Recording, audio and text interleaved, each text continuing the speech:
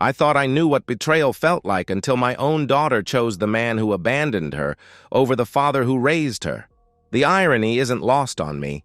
My first marriage ended when I caught Sarah with my brother in our bed, the same bed where we'd conceived our dreams of growing old together. That betrayal had edges I could grasp, boundaries I could define. It was crude, obvious, almost honest in its brutality. But what Emily and Lily did to me, that was surgical. Precise. They carved out 20 years of my life, with the delicate skill of surgeons, removing a tumor they'd decided was malignant. But I'm getting ahead of myself. Let me tell you about the man I used to be, the one who believed love could be earned through sacrifice, that loyalty could be purchased with devotion. After Sarah's betrayal, I was hollow. 32 years old, sleeping in my office because I'd given her the house, eating takeout over a sink in my one-bedroom apartment. My friends said I'd never trust again. They were wrong. I just needed someone worth trusting. I met Emily at a grocery store. How's that for a cliché? She was standing in the cereal aisle, tears streaming down her face while 3-year-old Lily tugged at her dress, asking for Lucky Charms. Emily's left eye was still yellowed from a fading bruise she'd tried to cover with drugstore concealer. Her ex had left them 2 weeks prior, clearing out their bank account and leaving bruises as parting gifts. "Mommy's just tired." "Baby," Emily told her daughter, but her voice cracked on the word tired. I bought them the Lucky Charms, and milk, and everything else in their cart. That's how it started. Not with grand romantic gestures, but with small acts of kindness that grew into something bigger. Emily was skittish at first, flinching when I moved too quickly, apologizing constantly for things that weren't her fault.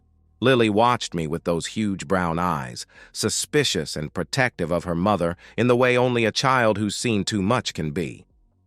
It took 6 months before Emily let me take them to dinner. Another 3 before Lily would sit on my lap during movie nights. The first time she called me Danny instead of Mr. Hayes, Emily cried. The first time she called me Dad, that was 2 years later. Completely unprompted during a parent-teacher conference, I had to excuse myself to the bathroom because grown men aren't supposed to sob in elementary schools. I remember every milestone like they're tattooed on my soul. Teaching Lily to ride her bike in Riverside Park, her pink helmet too big for her head, wobbling down the path while screaming, "Don't let go, Dad! Don't let go!" But I did let go and she flew. She turned back with this expression of pure betrayal that morphed into amazement. "I did it! Dad, I did it myself!" The adoption papers took 18 months to process. Her biological father, let's call him Jake because his real name still tastes like acid in my mouth, had to sign away his rights. He did it without hesitation, probably eager to shed the child support he'd never paid anyway. I framed those papers, hung them in my office between my college diploma and my company's first incorporation certificate. They meant more than both combined. Our life wasn't wealthy, but it was rich. I worked 60-hour weeks to keep us comfortable. Emily wanted to work, but I insisted she finish her degree first. "We're a team," I told her. "You focus on school, I'll handle the bills." She graduated summa cum laude with a degree in social work. She wanted to help women like her former self. Lily excelled at everything she touched. Soccer team captain, honor roll, debate club president. I was at every game, every recital, every award ceremony. When she won the state debate championship at 17, she jumped off the stage into my arms, trophy held high. "We did it, Dad!" Not I did it, we. Because that's what we were, a unit. A family.college acceptance letters came like Christmas morning when she was 18. Yale, Princeton, Columbia, my little girl had her pick. She chose Columbia to stay close to home. "I can't be too far from my dad," she said, and Emily beamed at me over our celebration dinner. I paid every cent of tuition without blinking. Watching her graduate 4 years later, seeing her walk across that stage in her cap and gown, I thought my chest would explode from pride. The engagement came a year after graduation when she was 23. Adrian was a good kid, an investment banker with kind eyes and a firm handshake. He asked for my blessing before proposing, sat in my office nervously fidgeting while making his case. "She's everything to me, Mr. Hayes. I promise I'll take care of her the way you have." "Call me Daniel," I told him. "You're family now." When Lily burst through our door that evening, ring sparkling, she threw herself into my arms. "Daddy, I'm getting married!" Emily and I held her between us. This girl we'd built from broken pieces into something whole and shining. "You can have anything you want for your wedding," I told her, kissing her forehead. "Anything at all." "You deserve the perfect day." She squeezed my hand. "I just want you there. You're going to walk me down the aisle, right?" "I've been dreaming about that since I was little," she said. "Wild horses couldn't stop me." I promised. I told her she could have anything she wanted for her wedding. I had no idea she would take everything except me. The wedding planning consumed me like a fever. I threw myself into it with the same intensity I'd once reserved for building my business. Spreadsheets, vendor contracts, color swatches. My home office looked like a wedding planner's war room. "You're more excited than the bride." Adrian laughed during one of our venue visits. But Lily just smiled that soft smile she'd inherited from Emily and squeezed my hand. "He's just being Dad," she said. And those 3 words made every hour of research worthwhile. I found the perfect venue, Rosewood Manor, a restored plantation house with gardens that looked like Monet had painted them. The booking fee alone was $12,000, but the way Lily's face lit up when she saw it, priceless. I signed the check without hesitation. The band was next. Not a DJ. My daughter deserved live music.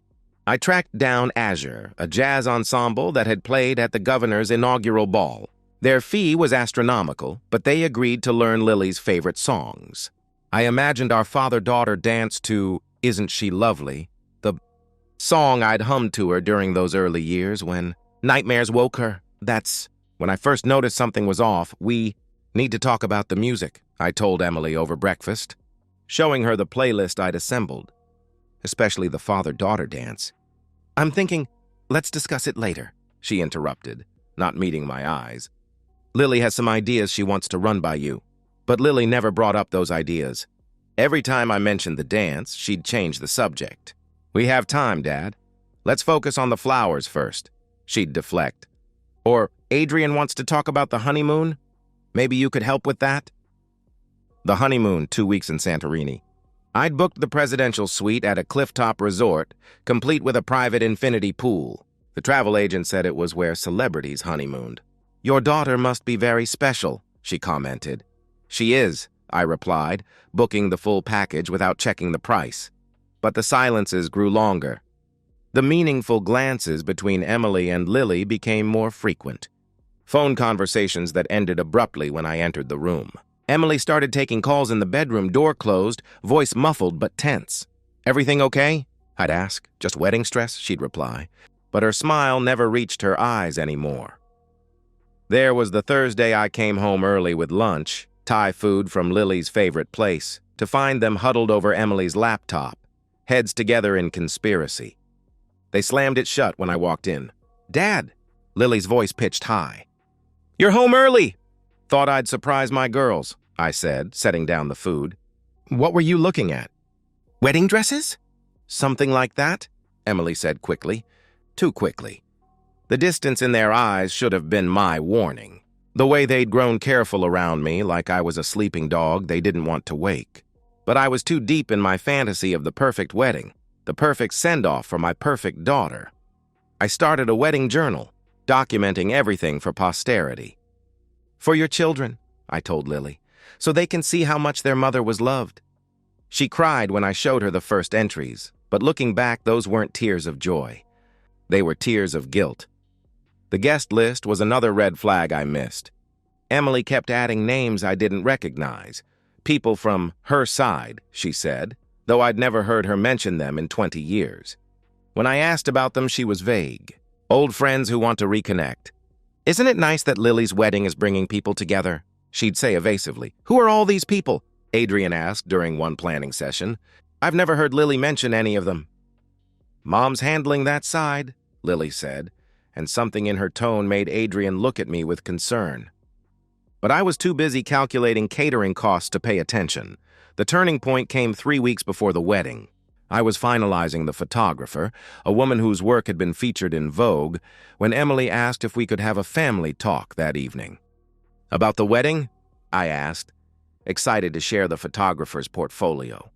"In a way," she said, and Lily wouldn't look at me at all. I spent the rest of the day perfecting my presentation. I had everything mapped out: the timeline, the shot list, the locations for portraits. I even had a mock-up of the wedding album with spaces for all the crucial moments. The father-daughter dance, the walk down the aisle, our family portrait, the three of us plus Adrian, the family we'd built from ashes. When they asked me to sit down for that family talk, I thought they were going to thank me for everything I'd done. I never imagined they were about to erase me entirely. They'd arranged the living room like a tribunal. Emily and Lily on the couch, a united front. 2 cups of tea on the coffee table. They hadn't made one for me. That should have been my first clue that this wasn't a discussion. It was a verdict already decided. "Daniel," Emily began, and the use of my full name hit like cold water. She hadn't called me Daniel in years.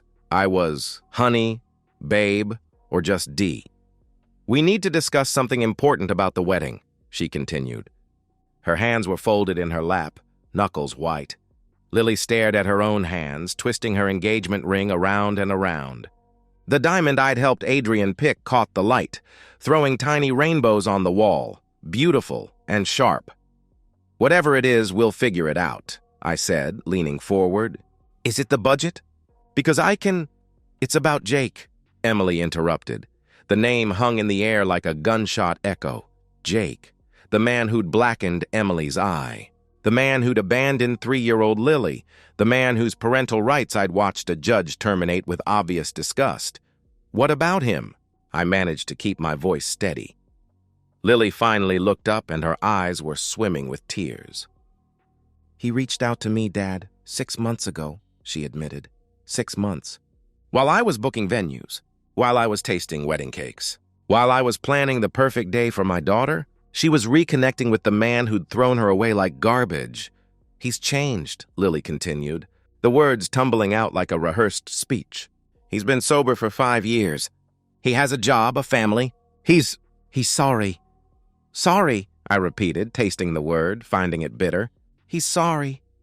"He wants to make amends," Emily added softly, reaching for Lily's hand, a gesture of support that told me everything. They'd discussed this, planned this, decided this together, without me. Part of his recovery program. He needs to make things right with the people he hurt. "The people he hurt," I echoed, looking at Emily's face, searching for the woman who used to flinch at his name. "You mean the woman he beat? The child he abandoned?" "That was 20 years ago," Emily started. "Actually, it was 23 years, 2 months, and 15 days ago," I corrected with precision that seemed to startle them. "I know because that's the day I met you crying in a grocery store, Emily, remember?" "You couldn't afford cereal for your daughter," Lily flinched. "Dad, please," she begged. "I'm getting to the punchline, aren't I?" I laughed, but it came out wrong, sharp and brittle. "He wants something." "What does he want?" The silence stretched until Lily broke it with a whisper. "He wants to walk me down the aisle." The world didn't end with a bang or a whimper. It ended with those 8 words, delivered by the daughter I'd raised, chosen, loved beyond reason. Instead of me, my voice sounded distant, like someone else was speaking. "No," Lily said quickly. "Not instead, with you. Both of you," she clarified desperately. "Both of us." I considered this. "The man who raised you and the man who abandoned you. Side by side, like equals." "You're not equals," Lily protested. "You're my dad. You'll always be my dad. But he's my father." The distinction hit like a physical blow. Dad versus father. 20 years of being there versus biology. Love versus blood. "I see," I said, standing up slowly, my legs surprisingly steady. "And you support this, Emily?" She nodded, not trusting her voice. "You support the man who gave you that bruise I saw that first day, the one you tried to hide with makeup, walking our daughter down the aisle?" I pressed. "He's changed, Daniel." "People can change," Emily finally managed. "Can they?" I walked to the mantel where our family photos stood like witnesses. Lily's first day of school, her high school graduation, the day the adoption was finalized. "Tell me, when did he change? Before or after he signed away his parental rights? Before or after I paid for 18 years of raising his child? Don't make this about money." Emily started defensively. "You're right. It's not about money," I agreed. "It's about showing up. Every soccer game, every school play, every nightmare, every fever, every heartbreak, every triumph. Where was he for those? Dad, you're getting upset. Lily tried to interject. No, Lily. I'm getting clarity, I corrected, turning to face them, and something in my expression made them both shrink back. How long have you been planning this? How long have you been in contact with him while I planned your wedding like a fool? 6 months, Lily admitted quietly. 6 months of lies. Not lies, she protested. What would you call it? You've been meeting with him, haven't you? Those lunches you said were with wedding vendors. The mysterious additions to the guest list. The closed doors, the ended phone calls, the laptop you slammed shut, I listed, laughing again with that same wrong sound. I'm an idiot. It was right in front of me. We didn't know how to tell you, Emily said weakly. So you ambushed me instead. Much better, I replied sarcastically. I walked back to my chair, sat down carefully. They watched me like I was a bomb they weren't sure how to defuse. What else? I asked calmly. There's more. There has to be. Lily and Emily exchanged glances. He wants to give a speech at the reception, Lily said quietly. And have a dance. A father-daughter dance? I asked. She nodded. To what song? The question seemed to surprise her. I don't know. We haven't discussed, she stammered. But you discussed him walking you down the aisle. You discussed the speech. You discussed the dance. You discussed everything except the man who's paying for it all, I pointed out. The tears started then. Lily's, not mine. I was beyond tears. I was in a place where everything was crystal clear and ice cold. I don't want to hurt you, she sobbed. You're my dad. You saved us. You gave us everything. Everything except the one thing you actually wanted, I said. Him. That's not true, she protested through tears. Isn't it? 20 years, Lily. 20 years of love, and you choose the man who walked away. What does that say about those 20 years? What does that say about me? Emily stood up, anger finally flashing in her eyes. You're being unfair. This isn't about choosing. It's about forgiveness, she snapped. Forgiveness, I repeated, standing too, matching her energy. Did he ask for my forgiveness? For leaving me to raise his child? For the therapy bills I paid because his daughter had abandonment issues? For the nights I held her while she cried about why her real daddy didn't want her? Did he ask my forgiveness for any of that? This isn't about you, Emily shouted. You're absolutely right, I agreed, and the fight went out of me all at once. It never was. I looked at them, these two women I'd loved more than my own life, and saw strangers. If that's what makes you happy, I said quietly, then that's what we'll do. They both froze. Clearly expecting more fight. Really? Lily asked, hope creeping into her voice. Really? I confirmed, heading for the door. I need some air. We'll talk about the details later. Daniel, Emily started. Later, I repeated, not turning around. They expected me to fight for my place in her life. Instead, I gave them exactly what they asked for. I didn't sleep that night. Instead, I sat in my office with a glass of whiskey and a calculator, tallying up 20 years of investment. Not just money, though that total was staggering, but time, love, sacrifice. How do you quantify midnight fevers? What's the market value of teaching someone to drive? What's the price of being there? Apparently, it's worth less than DNA. By 3 a.m., I'd made my decision. By 4 a.m., I'd made my lists. By 5 a.m., I started making calls. The venue was first. Rosewood Manor's emergency line picked up on the third ring. I need to cancel the Hayesbrooks wedding, I stated calmly. Sir, it's 5 a.m. The woman on the line responded, confused. I'm aware of the time. The wedding is in 3 weeks. I'm canceling now, I insisted. There's a substantial cancellation fee, she warned. I'm aware. Please process it immediately, I instructed. The relief in my voice must have confused her, but she processed the cancellation. $12,000 gone. Worth every penny. Azure, the band, was next. They were surprisingly understanding. Apparently, wedding cancellations weren't uncommon in their business. The photographer required more convincing, but when I offered to pay her full fee anyway, she agreed.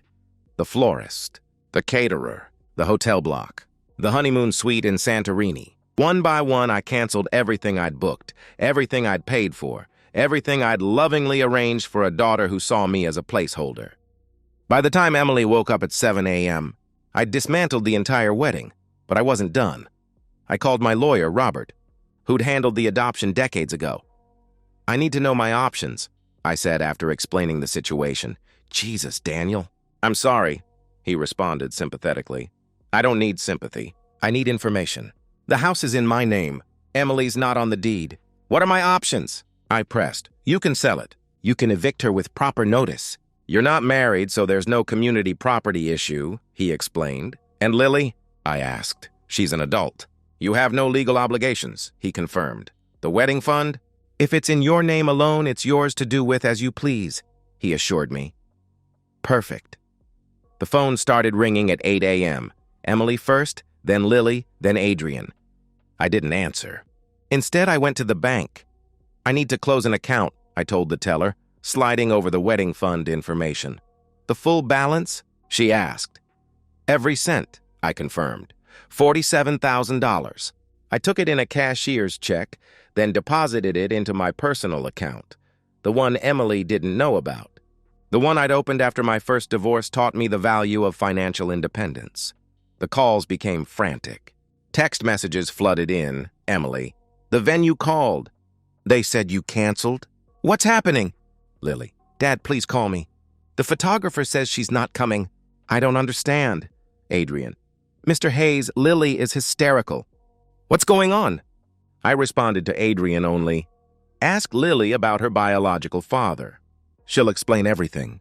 By noon, they'd figured it out. Emily's car screeched into the driveway. They burst through the door like avenging angels, faces red with rage and panic.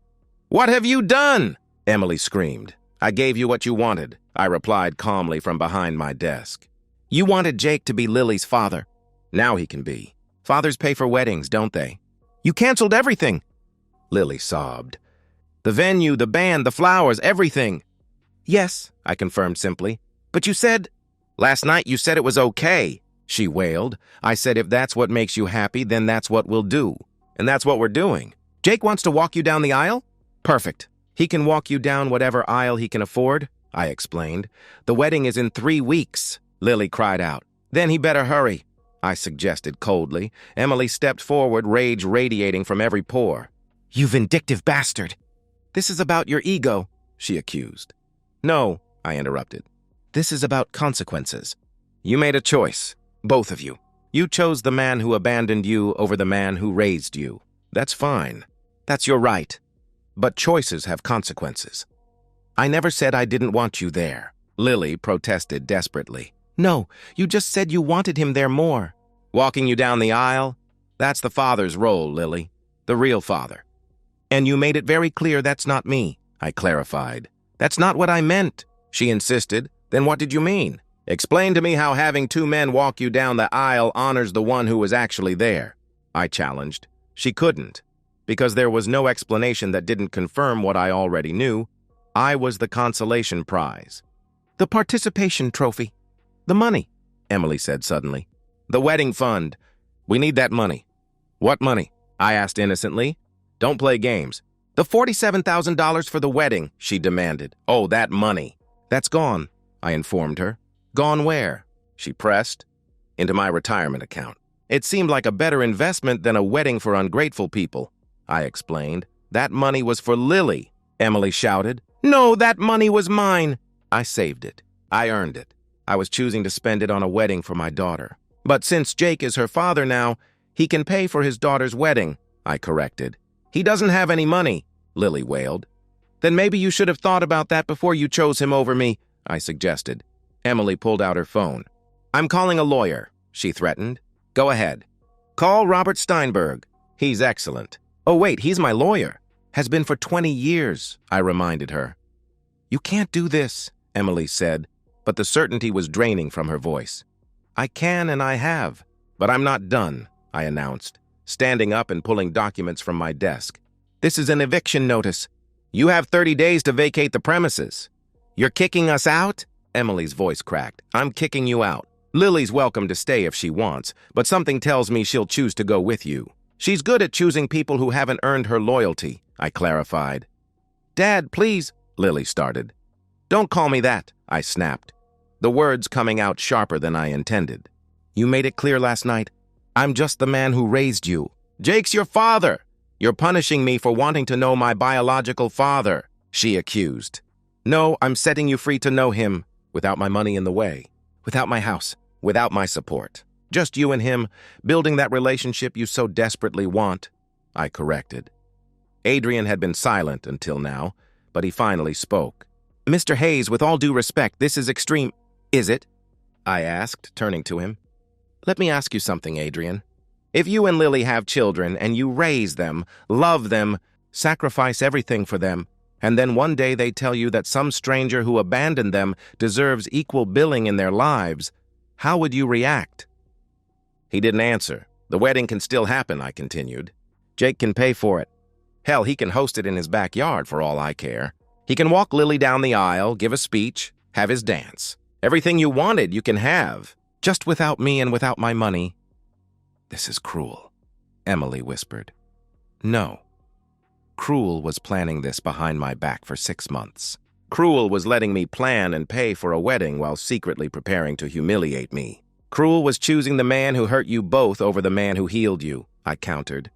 My phone rang. I glanced at it, another wedding vendor. I need to take this, I said. It's the cake decorator. I need to make sure she knows to contact Jake about payment. You're a monster, Emily spat. No, I'm just done being a wallet with a pulse, I corrected. I answered the phone, giving them my back. Yes, this is Daniel Hayes. No, I won't be paying for the cake. You'll need to contact Jake Brooks. Yes, that's Lily's biological father. He'll be handling all wedding expenses from now on, I explained to the vendor. When I turned around, they were gone, but I knew they'd be back. They had nowhere else to go. The real estate agent came by that afternoon. Price to sell, I instructed him. I want it gone in 30 days. Any particular reason for the rush? He asked. Fresh start, I said simply. Jake showed up that evening. I'd been expecting him. He looked older, grayer, but with the same weak chin and shifty eyes I remembered from court documents. We need to talk, he said. No, we don't, I replied, starting to close the door. You're destroying Lily's wedding, he accused. I'm not doing anything. You want to be her father? Be her father. Fathers pay for weddings, I stated matter-of-factly. I can't afford, he started. Not my problem, I interrupted. You're doing this out of spite, he accused. I'm doing this out of clarity. For 20 years, I confused being used with being loved. Thanks to you, I'm seeing clearly for the first time, I explained. She's devastated, he said. Then comfort her. That's what fathers do, I suggested. He tried to puff up, to look threatening. You're going to regret this, he warned. I laughed, a real laugh this time. The only thing I regret is not seeing this coming sooner. Now get off my property before I call the police, I warned back. He left, but not before spitting on my doorstep. Class act, Lily's real father. The next 3 weeks were a blur of boxes and paperwork. Emily and Lily packed in hostile silence. I put my things in storage and rented a furnished apartment across town. The house sold in 10 days. Cash offer, quick close. The wedding day came and went. Adrian called to tell me they'd managed a small ceremony in Jake's backyard. 20 guests. Grocery store cake. Lily wore her mother's old dress. She cried the whole time, he said quietly. Not happy tears. Why are you telling me this? I asked. Because I think you should know that Jake got drunk at the reception and hit on my sister. Then he asked me for money to cover the catering. They'd ordered pizza, he revealed. And, I prompted, and Lily saw who he really is. She's been crying for 3 days, he continued. That's unfortunate, I said flatly. That's all you have to say? He asked, incredulous. What else is there? She made her choice. Now she gets to live with it, I stated. Adrian was quiet for a long moment. She wants to apologize, he finally said. No, I refused immediately. Mr. Hayes, he started. No, I repeated firmly. An apology now is just regret for consequences, not remorse for actions. She had 6 months to tell me the truth. She had 20 years to value what I gave her. She chose not to. That's not something an apology can fix. So that's it? You're just done? He asked. I walked away from 20 years of my life that night, and for the first time since my divorce, I felt truly free, I told him. 6 months later, I'm writing this from my cabin on Lake George. I bought it with the money I didn't spend on the wedding. Turns out $47,000 makes a decent down payment on peace of mind. The morning mist rises off the water like smoke. I've learned to fly fish. There's something honest about it. The fish doesn't care about your history, your sacrifices, or your good intentions. It only cares about the precision of your cast, the choice of your fly. Either you earn the catch or you don't. Robert, my lawyer, forwarded me an email from Emily last week. I didn't read it, but he summarized. They're living with her sister in New Jersey. The house sale left them with nothing since Emily had no legal claim to it. She's working 2 jobs. Jake disappeared again 3 weeks after the wedding. Apparently, sobriety is harder than making amends. Lily sent a letter to my office. My former secretary forwarded it. I did read that one. It was long, rambling, full of revelations she should have had before destroying everything. She wrote about seeing Jake steal money from Adrian's wallet, about him showing up drunk to her first day at her new job, embarrassing her in front of her colleagues, about Emily crying every night, missing the life they'd thrown away. She ended with, "I understand if you never forgive me, but I need you to know that I know what I lost. You weren't just my dad. You were my father in every way that mattered. I just learned it too late. I burned the letter in my fireplace, not out of anger, but out of necessity. Some doors, once closed, need to stay that way. Adrian called yesterday. They're getting divorced. He couldn't watch her pine for the life she'd destroyed, couldn't compete with the ghost of what they'd had. She talks about you every day," he told me. "About things you taught her, jokes you shared. It's like she's haunting herself. Why are you telling me this?" I asked him. "Because I loved her, and part of me wants to understand how someone could throw away what you two had," he admitted.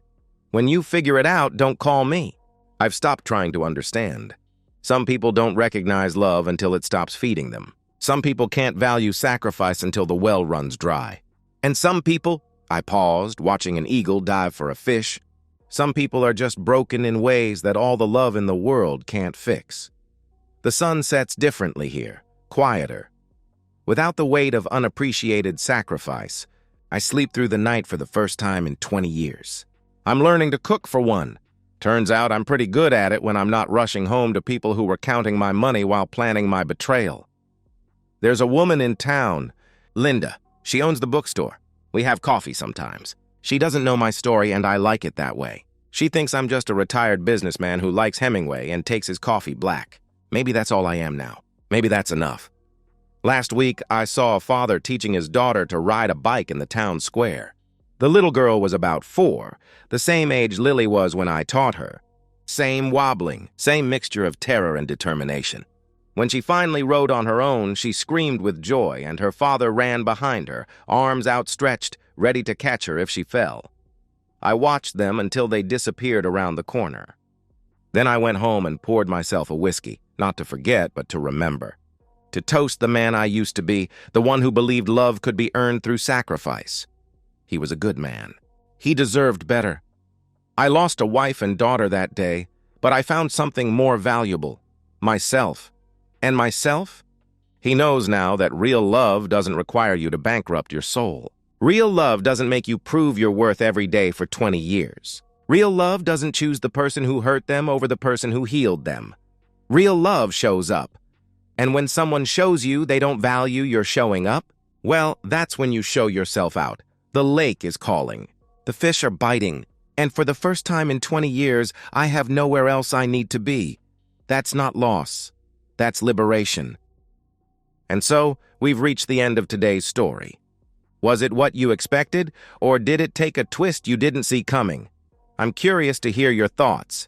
Share them in the comments below, and let's get a conversation going. If this story kept you hooked, make sure to hit that like button. And if you're new here or just haven't subscribed yet, now's the perfect time to join our community.